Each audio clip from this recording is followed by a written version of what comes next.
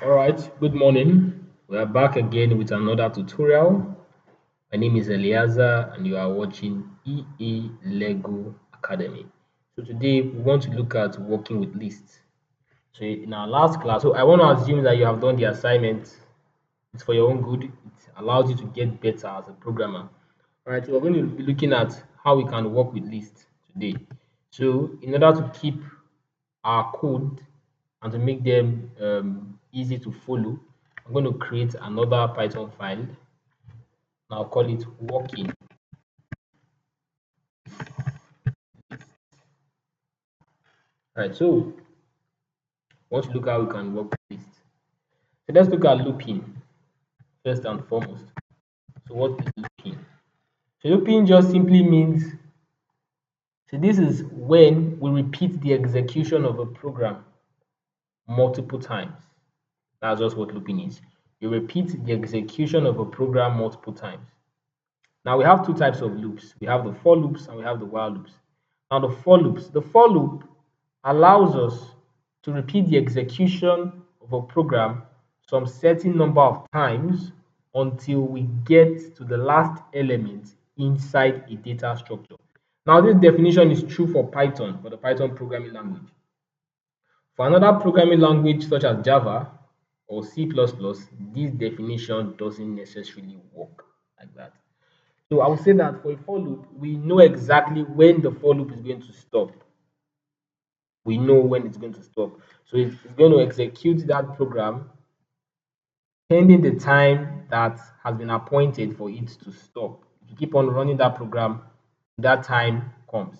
Now, for the while loop allows us to execute a program some certain number of times until a specified condition has been met. So when we look at while loops allow us to use conditions that allow us to stop its execution. But all this will get clearer to you as we move on. We want to start with the for loop. So for loop. Now I would create my list. So from the previous class, let's just create something else. So I will just see school, schools, and I'll open up quotation marks, Oxford, Stanford, Yale, Harvard. So I have some universities here. Now I'll create a for loop for. This is how you write it. For. Then you create a variable. I'll call it SCH in school. What have I done here? Now this for loop is expected from the definition I gave of for loops. This for loop is expected to run until it gets to the last element in this data structure. So this for loop is going to execute whatever I'm going to write here 4 times. Now, what an iteration? An iteration is a single execution of a program within a loop. So now within this loop, this for loop, an iteration would be a single execution of a program within a loop. So now for the first iteration, this my SCH represents Oxford. Now I can decide to do anything here, or I can also decide to come here and print SCH. For the second iteration, SCH would be Stanford. I can do anything. I can repeat that same thing I did. For the third iteration, SCH is Yale, and for the fourth iteration, SCH is Harvard. So I can come here and say print SCH. So for each iteration, SCH represents each of these elements in this list. Now you discover that what happens? It prints out Oxford, Stanford, Yale, Harvard in that stacked order. So for the first iteration, SCH was Oxford. I printed out Oxford. The for loop will start again, second time. For the second iteration, it is Stanford, it prints out Stanford for the third and the fourth. But what if I wanted to print out something else like hello there or hello world? Now that hello there or hello world, let's say hello world, will be printed out 4 times. So you discover that you have hello world, hello world, hello world. So I'm sure you get the idea now. Whatever is here within this for loop will be executed based on the number of elements within the data structure that the loop is expected to iterate over. Does that make sense? That's it. So the only inbuilt words here or the statement from my previous class, the previous tutorial, I said that a statement is a function that does not have a parenthesis. So for and in, they are statements. That is, they allow us to do something. They allow us to carry out or execute something, but they don't have a parenthesis in them. So they are the only inbuilt here. This SCH and schools were the things I created that represented my objects. So SCH represented Oxford for the first iteration, SCH represented Stanford for the second iteration, SCH represented Yale for the third iteration, SCH represented Harvard for the fourth iteration. Now, this SCH can be anything you decide to give it. It can be anything. It's not a must, it must be SCH. You can decide to give it any name. I just give it SCH. It was my choice. Hope we are following this tutorial. All right.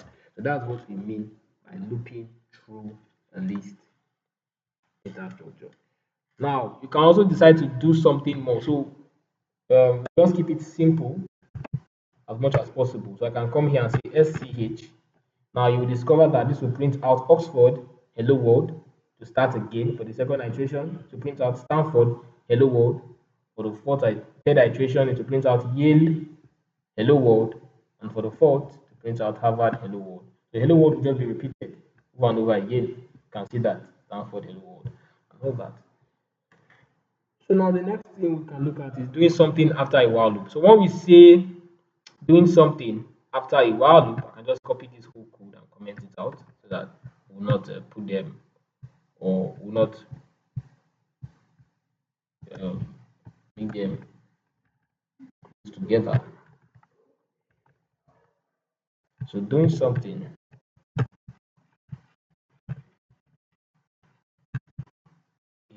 while loop.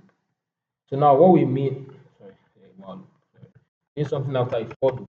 Sorry, not gotten there yet. All right. So after this loop is done running, you can come here and say print. That is all. So that is all.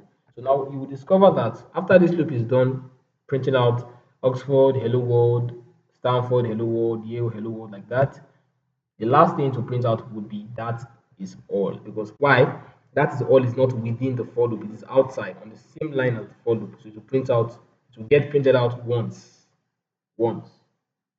And you also want to, you can also avoid indentation error by not by writing it on the same line. You'll discover that even your Python IDE, your PyCharm IDE rather, would show you a red underline that you are expected to indent this P or you forgot. So it tells you indent expected.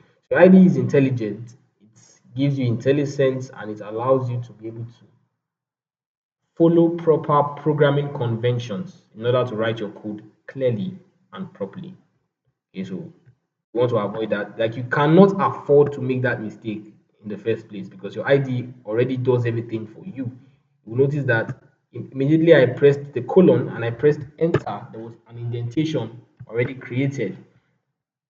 Now, this will be different from when you are using a text editor. For a text editor, you will need to indent. For some, rather, for some text editors, you will need to indent by yourself manually, like if you are using Notepad. But if you are using other text editors like Sublime Text, Visual Studio Code, and the likes, they will indent for you because they know that you are using this programming language to write code. Okay, so we're not going to really, you understand, waste too much time on that. But that's just your proper definition of a loop. Any other definition is a counterfeit. All right, so the next thing we want to look at is making a numerical list.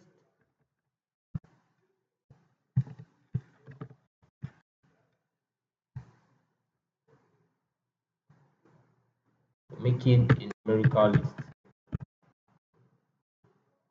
All right, so now making a numerical list. So this is when we use either the range function or this is when we use the range function in order to create a list of numerical values. So we can either use the range function to create a list of numerical values. That's what we mean. All right, so hope that definition was clear. So we use the range function to make a list of numerical values. We'll get there anyway. We'll get there. We'll get there. So we're making a numerical list. So now we want to look at the range function first of all before we decide to look at making a numerical list. Now, what the range function does for us is that it allows us to be able to. Now, the range function is used with the for loop. It allows us to access numbers that are within a specified criteria. It allows us to access numerical values within a specified criteria. That is what it does. So now it allows us to specify the origin where the numerical values are starting from. It allows us to specify the destination where we are heading to, and it allows us to specify the number of steps we are going to take in order to get to that numerical value. So that is what the range function does. The origin, the destination, and the number of steps it takes us to do that. So I'm going to write three variants of the range function. I create a for loop, I say for maybe num in range, and I say 10. What this simply means is this. Now, this range is starting from 0 and the destination is 10 and the step is 1. How do I mean? Now, when you don't specify the origin where you are starting from in the range function, it assumes that your origin is actually 0. And the destination here, it doesn't always print out the destination as part of the result. And when you don't specify the number of values is going to jump, or how many steps is going to take in order to get to the next value, it assumes that the step is 1. So what will be printed out is this. It's going to print out from 0 to 9. It's not going to print out the destination, which is 10. That's what's going to happen. So what we're simply doing is that this for loop would run 10 times, starting from 0. So from 0 to 9 is still 10. So and because we cannot use the range function except we are using a for loop, so the range function is used with the for loop. We're still going to get to making a numerical list. When we talk about making a numerical list, we combine the range function with the list class. Now I'm going to explain something explicitly for you when we get there. But for now, just know that this is what the range function will do. I can come here and say print none. But now I'm going to show you another variant of this exact code I wrote. So another variant of this code. Now the other variant is to specify the origin. So for num in range 0 to 10. Now the first one I wrote up does the exact same thing. This one that I wrote here is going to do the exact same thing as this, starting from 0 getting to 10, but not printing out the result. And then there is another variant, the third variation, which allows us to specify everything, both the origin,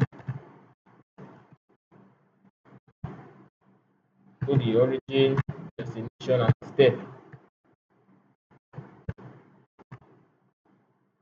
All right, so now what will happen is that it's going to print out from 0 to 9, taking one step. So we're going to have 0, 1, 2, 3, 4, 5, 6, 7, 8, 9. Now, I'm sure you can remember \n from our previous tutorial, whereby it allows us to create a new line. And the reason why I did that is so that when this runs and prints out the values from 0 to 9, it will not be close to this one as well. You will discover that they would all print out the same thing. So these are all variants of the same thing, different variants rather of the same thing. So what's happening is that this one is start now num is 0 for the first iteration to print out 0 to start again. For the second iteration, num is 1 to print out 1, like that. To do that all the way till it gets to 9, then stop. Likewise, this and this. So these are all different variants of the same thing. So you discover that we get that 0 to 9, 0 to 9 three times. Hope that makes sense. If it doesn't, watch the video again. It will be clear to you. So now what you do, comment it out since we are moving on. Don't want to waste time. That's all about the range function. Now I want to see how we can use the range function to make a list of numbers using the range function to make a list of numbers. So that's what I was talking about. Now, if you can remember, I can just say number 100. So that's my variable I'm creating. Now, I want to use the range function to create a list of numbers ranging from 1 to 100 without me explicitly typing them out. So I can imply it. I can imply it. I can do that implicitly. Now, if you can remember, when we looked at list, you just write a square bracket and then you write numbers or letters within double quotes or single quotes. Now, for the fact that I'm creating a square bracket, this is me implicitly accessing the list class, not explicitly. I'm implicitly accessing the list class. Now, programming, we teach code as we treat code as objects. Now, the list is a class, and I said classes are containers that allow us to hold functions. I'm sure it will make sense to you over time. Now, I said that this is a representation, that this is the variable, this is the value, and I can decide to hold multiple elements within this quotation mark, like this. So we have three string values that have been assigned to one variable, but because of the square bracket, we can say that this is a list. But now we have a class in Python called the list class. Now you notice that the color is different, it's blue. So this shows that this is the list class that I have been implicitly accessing. This class has been accessed by doing this. So now this is now the representation of that class. Now you will notice that when we created a variable like this and we said number 100 dot append, you can see that now this is the append function.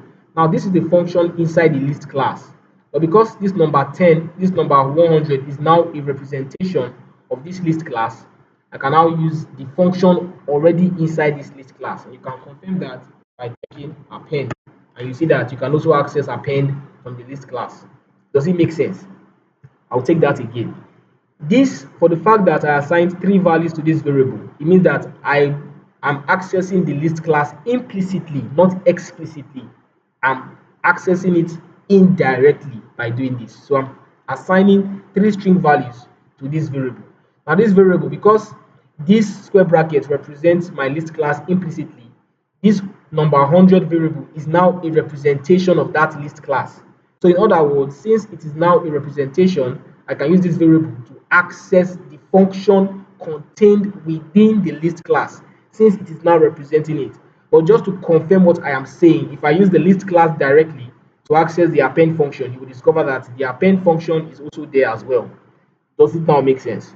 All right, so that's what we are talking about. Now, since we know that when we assign multiple values to a variable, we are accessing the list class.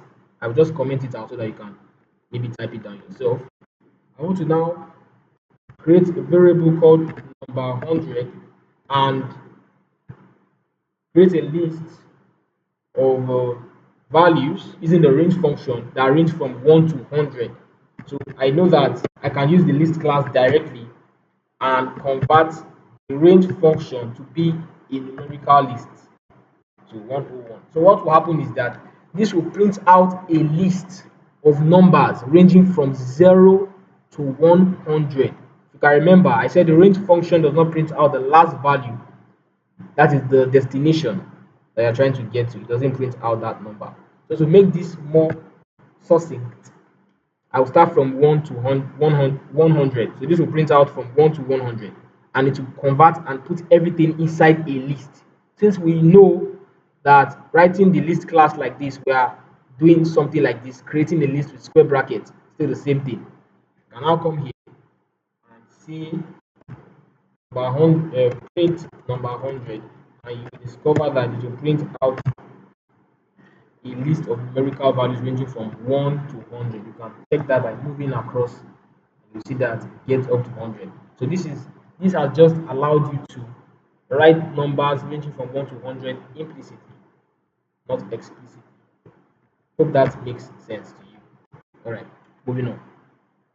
So let's now start looking at a little bit of much more complex terms. Let's look at list comprehension. Before we do that, I want to create two lists. First one will be number one or numbers one having some numerical values of maybe 12, 13, or just say 1, 2, 3, very simple numbers, 4, and the other one number 2 or numbers 2 having values of 5, 6, 7, 8. All right. Now, we have a function called zip function in Python. And this is under advanced Python, but I will introduce it here because to come in handy properly. It allows us to combine data structures together, matching them by their index and putting them into a tuple. But the zip data function, it just basically allows us to combine two data structures together. It's called the zip function. It allows us to combine two data structures together, matching them by their index position. All right, so what I would do is that I want to be able to put these two lists inside the zip data structure. So in the parentheses here, I will use my list, and I'll open a parenthesis and I will say zip, and I'll pass them numbers one and numbers. What will happen is that it's going to create a list. Now, the zip function does not have any it does not have a proper representation unless it is used with the list class. It's a function that allows us to combine these two lists together. But it's going to put this 1 and 5 in a parenthesis, this 2 and 6 in a parenthesis, 3 and 7 in a parenthesis, and 4 and 8 in a parenthesis. But you won't be able to see it properly. What I will explain what I mean. The only way you can be able to access this zip function is if it is being converted to another data structure, like either a list, a dictionary, a tuple, which we are going to look at subsequently. So on its own, it cannot function unless it is being used with a data structure. When I print this out, this will print out a list that groups each of these numbers in separate tuples. So if you run your code, you will see that the 1 and 5 are in a parenthesis as this 1 and 5. These 2 and 6 are in another parenthesis. These 3 and 7 are inside another parenthesis. And these 4 and 8 are inside another parenthesis. Now, what I was saying of it not being able to stand alone is that if I come down here and say print zip, maybe I open a parenthesis and write my numbers 1 and numbers 2, you will discover that it just prints out some. It will tell you that it's an object. So it's an object, but it needs to be converted to a data structure. Does that make sense? All right, so more on that later. Let's now look at list comprehension. List comprehension. But before we do that, we carry out some simple statistics using uh, a list and a loop. Simple statistics. So whether you like it or not, as a programmer, you must know small mathematics. You can't escape it. So I'll just create a list of values in a square bracket 12, 10, 15, 11. Now what I want to do is that I want to loop through this list, and as I'm looping through them, I want to be adding 2 to each number, and then I want to add them to another empty list. I just say I'll call the empty list new, to new v. So I'll create a variable that represents each value inside that list in values. So as I'm looping through them, what do I want to do? I want to create a new variable whereby each number I'm going to add 2 to them. And after that, I'm going to now pen them. So you notice that I'm combining different concepts that we have learned already. So I will explain that anyway so that you will not get a bit confused. So print new v. What's happening is that I'm looping through this list that has numbers 12, 10, 15, and 11. So for the first iteration, num is equal to 12. So what will happen is that I'm going to add 2 to 12, assign it to a variable, and then append it to this empty list. Now you discover that after the first iteration, this empty list now has 14. Now the second iteration, num is now 10. So that's 10 in values. Now I'm going to add 2 to 10, making it 12. I will now append it to this list. Now this list already had 14, remember? Now after the second iteration, it will have 12. After the third iteration, it will have 17. And after the fourth iteration, it will have 13. Do you understand? So it's going to get to 15 and 11, adding 2 to it and adding it to this list that was empty before. But after the first iteration, it now has an element, second, third, and fourth. Then after that, I want to print out the result, and you discover that we have just that. So you see that 14 after adding 2, 10, you have 12 after adding 2, 17 after adding 2, like that, 13 after adding 2. Hope that makes sense. So now this code that I wrote here can be written or can be simplified in a better way, which is called list comprehension. So list comprehension, this allows us to iterate over a list and insert it into another list on a straight line. That's what list comprehension is. So what I will do is that this list here, I will just copy it. I will just copy this list and then I'm going to loop through it. So now I'll just say new v is equal to open a square bracket. Now I'll create variable num plus 2 for num in value. And voila, I'm done. I come here to print new v. You discover that the exact same thing I got here would be printed out. It's very straightforward like that. So what's happening here is that this is the variable that represents each element in this list. And you can see that I'm carrying out everything within a list. So for the first iteration, num is 12, right, within this list. As num is 12, I'm adding 2 to 12, making it 14, comma, for the second iteration, num is 10. Once num is 10, I'll add 2 to 10, making it 12, comma, for the next iteration, num is 15, like that. So till it gets to 11, you discover that if I say print new v, so don't forget, everything is happening within this list. So for each iteration, I'm adding 2 till I get to the last element. So it's already happening within this list. So all I need to do is to just print out the list and I will get those new results. So you discover that I still have the same thing. Now, the reason why I introduced the zip function, so you might be wondering, why did this guy introduce the zip function? Now, this is the reason why. I create a list having maybe 2, 3, 4, 5, and another list maybe 2 having maybe um, 4. Now I can now create, I'll just call it more. Maybe I want to multiply both values together in a square bracket, open a parenthesis. I'll call it n1 multiplied by n2 for n, n1 comma n2 in, and you give your zip function, zip 1 comma 2. Now, what's happening here? Let me tell you. Now, this n1 and n2 represents this n1 and n2. Now I'm carrying out a for loop. I'm iterating over these two numbers as I've zipped them together with the zip function. Now for the first iteration, n1 and n2. n1 is 2, n2 is 1 within this zip, because this zip allows me to combine these two lists together. So after the first iteration, n1 is 2 and n2 is 1. Now I'm going to multiply them together, 2 times 1, and put them into this list called mult.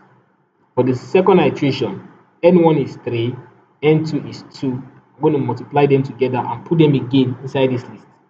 By the time I print out mult, you will discover that I'm going to have 2, 6, 12, 20 printed out. See that?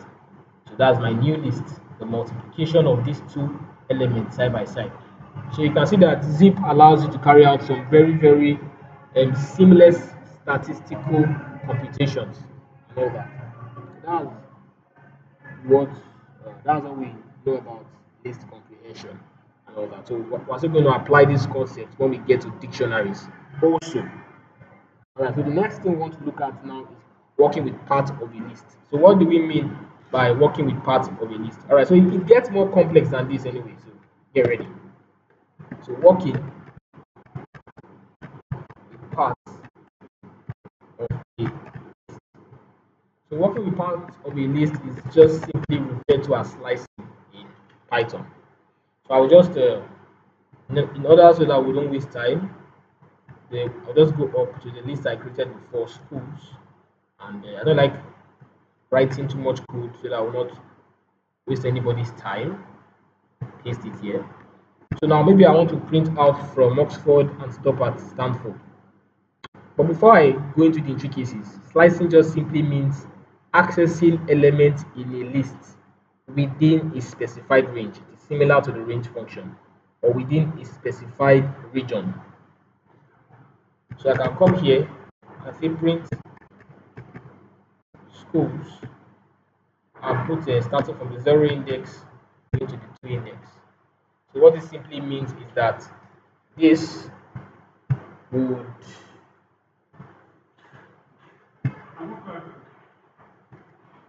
so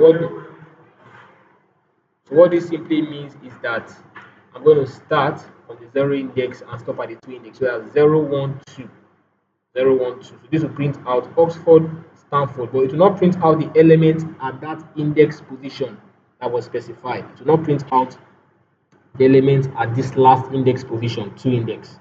Print out Oxford and Stanford and stop. So if I should print it out, so we get Oxford and Stanford. Now if I decide to remove 0, it also assumes I'm starting from the very first. And if I remove 2, it means that I'm going to the very last. So this will print out everything within the list. So this colon allows us to specify the first array, what we are starting from and where we are heading to. So if you don't specify any index position, you are starting from the very first. If you don't specify where you are going to the very last. That's what it means.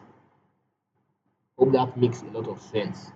And when you specify the index, it's not going to print out the element at that index position. So since I specified 3 here, it's going to start from Oxford, Stanford, and stop at Yale to not print out Harvard. Hope that makes sense. So that's what we mean by slicing a list. Right. Now, you can also look through a slice. So since I already have my school, paste it down here. I put a for loop, say for let's see the schools. So maybe I want to stop at the 2 index. So this will only access Oxford and Stanford alone. Just come as a print. Let's see. And you discover that you print out only the first 2 elements, Oxford and Stanford.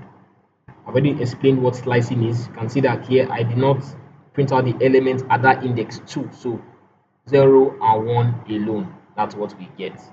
That's how it works anyway. That's how it works. That's how you slice. You look through a slice. Now we also want to look at copying a list as well. So from your knowledge of what we talked about slicing, I can just create a list, a variable called copy L, and this would allow me to specify. If I come here and say copy L, so what's happening here is that I'm accessing element from the very first index, Oxford, to the very last, and I'm assigning it to a new variable. Now I can print out that variable, and you will discover that it will print out everything within the first list. So now this one will print out everything that I assigned to schools and school as well. You can see that it prints out the same thing, although I'm printing out 2 different variables. So this allows me to copy everything from this school's list and assign it to a variable called copy L. And you can see that we have that. You can see we have that. Now the last but not the least is tuples. So what are tuples? So tuples are just like lists. They are just like lists, but the difference is that they don't allow us to modify elements. We can't modify elements in a tuple. But we can look through them, we can access elements at a specified index in the tuple and the likes, but you cannot modify elements inside a tuple. So you can carry out a for loop and the likes, and it will work.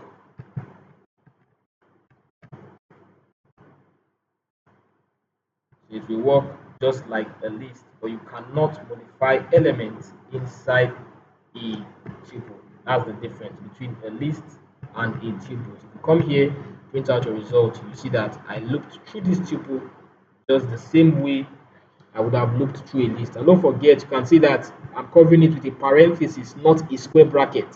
So that's the difference between a tuple and a list. The two differences, you cannot modify them.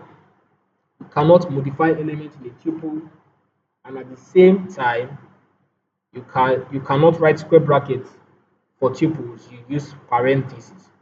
All right, so that brings us to the end of this tutorial series working with lists. There are other functions, and I'll be giving other tips on how you can get better as a programmer. And with time, we'll be looking at how we can work with algorithms specifically to be able to build your own software. All right, so till next time, have a very great day.